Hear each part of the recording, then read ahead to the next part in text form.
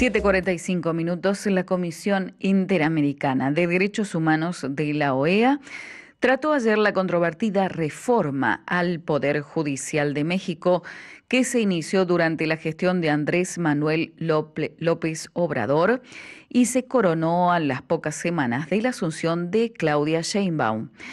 Algunos analistas interpretan que la reforma es una intrusión política al sistema judicial de México que no tiene antecedentes en democracias modernas en América Latina y en Europa. Al respecto, y para conocer un poco más sobre este tema, vamos a dialogar con el profesor Bruno Tondini, analista internacional. Bruno, buen día. Carolina te saluda. ¿Cómo estás? Buen día, Carolina, para vos, para todos los televidentes y oyentes de Radio María. Y bueno, hoy vamos a hablar de un tema que tiene que ver por ahí con cuestiones técnicas, pero que hacen también a la vida republicana y a cuál es la idea, ¿sí? O cuál es la intención, sí, justamente, y la posibilidad, como titulan algunos analistas, de la existencia de un partido único en México, que tiene que ver con esta reforma judicial, ¿no? A ver si un poco podemos adentrarnos al tema, Bruno, sobre esta, podríamos decir, una normativa inédita. En realidad ese es el problema, no es tan inédita, aunque tiene algunas diferencias. Normalmente todos cuando hablamos de la elección popular de los magistrados ponemos, por ejemplo, a Estados Unidos. Bueno, la realidad es que la elección de los magistrados en Estados Unidos es en algunos estados, no en su totalidad, ¿sí? Y que también en realidad lo que se elige muchas veces son los miembros de lo que llama el Ministerio Público, ¿sí? Fiscal, o sea, aquellos que impulsan la acción, que investigan los problemas, etcétera, y eso es lo que se elige. La reforma en México tiene que ver más con la reforma que se ha dado no hace mucho en Bolivia, ¿sí? Donde allí los miembros del Tribunal Superior son elegidos justamente en forma popular y ha generado alguna clase de problema justamente recientemente que hemos analizado entre el actual mandatario boliviano y Evo Morales, que ahora está incluso siendo, llamémosle así, buscado por algunas causas judiciales, ¿sí? Ujú. Entonces, pero bueno, en Bolivia el tema es que los magistrados de menor cuantía no son elegidos popularmente. En México el tema es que sí, que la totalidad de los magistrados va a ser elegido en forma, digamos, popular. Esto va a iniciarse en junio del año que viene, Ajá. ¿sí?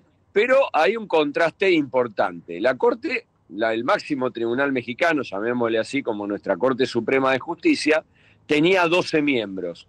Llegó un expediente en el cual se solicitó un poco el aplazamiento en tiempos y la reforma, o sea que justamente también que los tribunales inferiores no sean elegidos popularmente, Ujú. y la realidad es que eso no lo aprobó la Corte, y tiempo después, de los 12 miembros, 8 se retiraron de la Corte. Entonces, ahí viene el problema, ¿no? O sea, la posibilidad de que sean elegidos la mayor cantidad de los miembros con propuestas que sean justamente de la actual presidenta de México, que aquí la vemos votando y que ha Sí. logrado un consenso importante en las últimas elecciones. Ujú.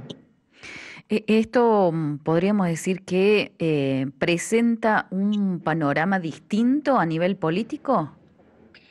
Sí, sin duda, porque bueno, acá, como bien señalaste vos en el copete de la nota, se perdería un poco el tema de lo que es en una república los pesos y los contrapesos del Poder Judicial, Sí. porque bueno, esto implica la renovación. El problema no es la elección en sí, hay que ponerlo también en negro sobre blanco, ¿sí? Mm. Como se dice. Acá el problema es que se eligen todos los cargos. ¿Sí? Ajá. Ese es el problema, no es el problema de que se elijan algunos o que se vaya dando. ¿Por qué? Porque en todo caso la elección popular acompañaría también el sentir popular si esto se hiciera. Ahora, el problema es que de acá al 2026 se eligen todos los cargos. Entonces, ¿qué pasa? Ante una superioridad manifiesta, y eso pasa en cualquier, llamémosle democracia, que hay un apoyo popular, que está bien, que es probable, pero bueno, el tema es como se habla muchas veces del Congreso, o sea, la espacialidad en el tiempo tiene que ver con que uno tiene que consolidar ese poder político en muchos años, ¿sí? Como para que esto no pase, ¿sí? O sea, la realidad es que tiene que ganar 3 o 4 elecciones para lograr una mayoría absoluta en un poder. Bueno, el problema es que acá puedes lograr en un poder judicial, que es el que decide la vida, el dinero, la libertad de las personas, Sí. una influencia tan fuerte en solamente 2 años que reñiría un poco los principios democráticos, y es lo que se está discutiendo hoy, sí, justamente en la OEA, que la primera medida que tiene pensada impulsar va a ser una fuerte cobertura, llamémosla así en términos periodísticos, pero no, una fuerte cobertura de observadores a esa elección, tal vez más importante que la de una elección a cargos selectivos, ya sea en un poder ejecutivo o en un legislativo de un Estado. Claro, porque está la probabilidad de politizar, en este caso, los tribunales, podríamos decirlo así. Sí, sin duda, sin duda. Aparte, a ver, ¿cómo pierde la independencia el Poder Judicial? La primera es tema remanido en la Argentina a partir de, y yo lo digo esto como tributarista, de la cuestión del impuesto a las ganancias Sí. en los jueces y la intangibilidad de sus sueldos. Bueno, ¿qué pasa? Acá le están quitando su derecho a jubilación en México.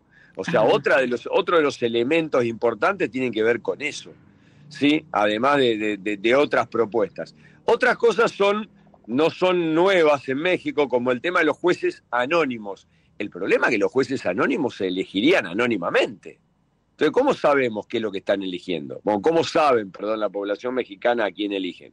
Esto se hace por los temas, y acá viene un componente importante a tener presente, el tema de todo lo que es el crimen organizado en México. claro.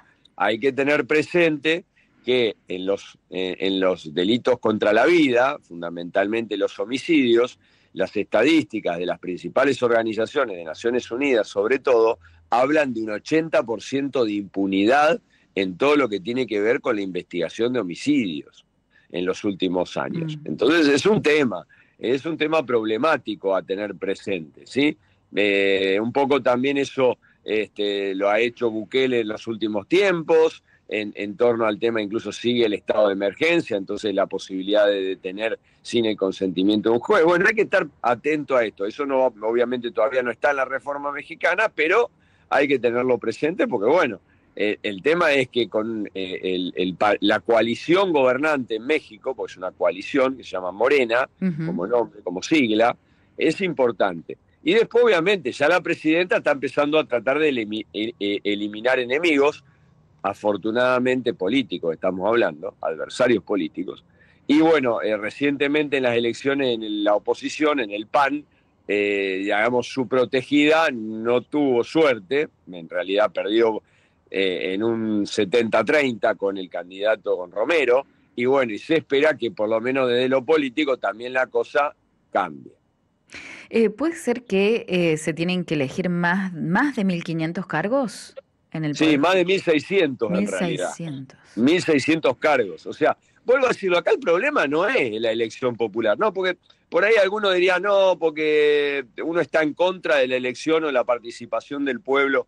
El tema es que tiene que haber un contrapeso que tiene que ver con que tal vez se vayan eligiendo en sucesivos años, ¿sí? Ujú. Ese es el tema, no la elección total de todos los cargos en forma inmediata, ¿sí? Eso es lo que llama la atención de toda esta cuestión, ¿sí? Eso es lo que importa, ¿sí? Y otra cosa que hay que tener presente, ojo que si las cosas no se acomodan en lo político, lamentablemente la economía te acomoda sola, dice algún viejo economista. Bueno, el tema es que México, a la luz de lo que está pasando en los últimos 2 meses, ya tuvo una devaluación del 10% del peso mexicano. Esto se está empezando a dar un impacto en los salarios, ya empezamos con los problemas de desempleo, que todavía es bajísimo en México, Claro. pero bueno, a la luz de todo lo que estamos viendo, un contexto económico que a México no lo va a acompañar, y el primer responsable, como hemos visto en todas las últimas elecciones,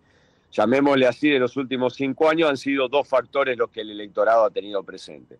Por un lado, la víscera más sensible, decía un viejo político argentino, que es el bolsillo, y obviamente en algún caso también lo que fue la pandemia. Bruno, te agradecemos por echar luz, como siempre, a estos temas, con esta reforma judicial en México, que a veces lo sentimos lejos, pero me acuerdo del efecto tequila y puede, puede No, influir. es como todo, y lo decís bien, Caro, porque la realidad es que estos proyectos hay que tener cuidado. Una de las virtudes de nuestros países es básicamente que son repúblicas. Ujú. México tiene un antecedente que es el partido, el PRI, que era prácticamente partido único, etcétera, etcétera. Y eso generó lo que fue el cataclismo justamente en México, no solamente económico, sino político, ¿sí? Que ahora están viviendo de esta manera. Para hablar horas, la influencia ancestral de la forma de organización, hay que recordar que era el imperio azteca, digamos, y desde ahí bajamos, ¿sí? O sea, los antecedentes históricos son importantes en esto, pero la realidad es que somos países occidentales y que los pesos y contrapesos ayudan a mantener un clima de libertad, de poder que dentro de sus posibilidades el hombre pueda desarrollarse, sí, varones y mujeres, y tener esa posibilidad. Entonces no perdamos esas cosas y hay que tenerlas presentes, ¿sí? Y a México lo está afectando. Y Ujú. la postilla deportiva final Sí. sería que hay que tener presente por qué sponsors del principal equipo campeón se están retirando, que tiene que ver un poquito con estos cataclismos económicos, políticos y demás que estamos viendo. Tal vez le abran la puerta a algún representante argentino en esa butaca. Todo tiene que ver con todo, Bruno. Te agradecemos por Exacto. esta comunicación, ¿eh? Nos encontramos, si Dios quiere, el próximo miércoles. Exactamente, un abrazo para todos y bueno, nos estaremos viendo Dios mediante el próximo miércoles. Muchas gracias. Esta fue la última información, hablando con el profesor Bruno Tondini sobre la controvertida reforma judicial en México, y de esta forma llegamos al final de Un Punto de Vista. Nos reencontramos, como siempre, mañana a las 7:30 con toda la información que desea aquí en Radio María TV. Ya llega la catequesis. Muchas gracias. Hasta mañana.